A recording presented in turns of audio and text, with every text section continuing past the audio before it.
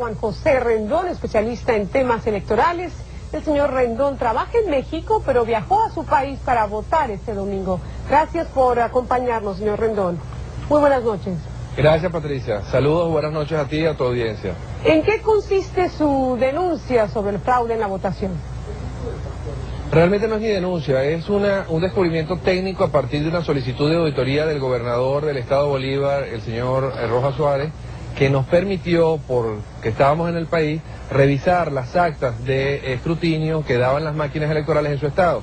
En esas máquinas, al revisarlas, con un método diferente al que está utilizando la organización Súmete y el Centro Carter, descubrimos que habían unas similitudes poco, digamos, normales, que resaltaban por su patrón regular y persistente. ¿En qué consiste la diferencia del método usado por Súmate y los observadores y el mecanismo usado por ustedes?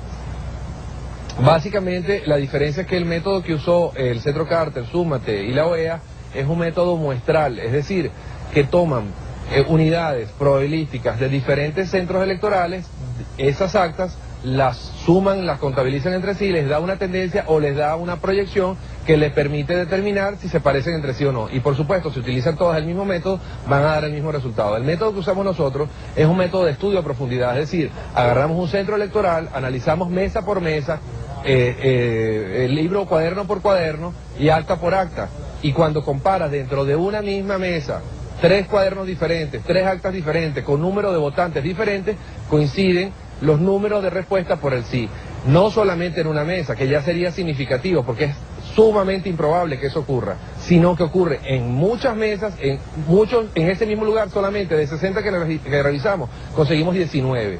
Esta denuncia la hicimos hoy en la mañana por autorización del gobernador, y durante todo el día de hoy se ha estado revisando los diferentes estados y tuve la oportunidad de ver muchas otras actas que tienen las mismas similitudes, que demuestran prácticamente, que prueban un patrón de freno, de tope de la respuesta sí, indiferentemente a la intención del elector. O sea que en todas las mesas que ustedes revisaron, vota por el sí el mismo número de personas. ¿Esa es la coincidencia? No, hay un patrón que se diferencia de centro a centro. Es decir, en un centro hay 5 cuadernos. En cada cuaderno votan diferentes números de carnet de elector o de cédula de identidad, del 1 al 50, del 50 al 75, así. Tienen números diferentes de electores, y al final, en el conteo, los votantes por el sí son similares en las 4 o 5 actas. Pero en la mesa de al lado, si el patrón aquí era 122, 122, 122 y 122, en la otra es 133 o 152, y cuando no se corresponde al patrón, o sea, cuando hay un acta que no se corresponde, el número es inferior a lo que nosotros estamos llamando el techo del padrón o del programa o del algoritmo. ¿Y qué respuesta obtuvo de las autoridades al llevar esta inquietud?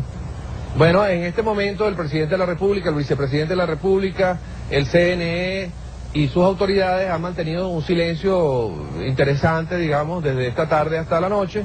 Estamos esperando que se dé respuesta. La coordinadora ya está tomando cartas en el asunto. Se acaba de montar un centro de acopio de la oposición, donde se están reflejando todas estas otras similitudes que ya se están encontrando, aplicando el mismo método que aplicamos en Bolívar, y se está copiando toda esa información para alimentar la denuncia y mejorar los mecanismos de auditoría que está usando el Centro Carter y la OEA.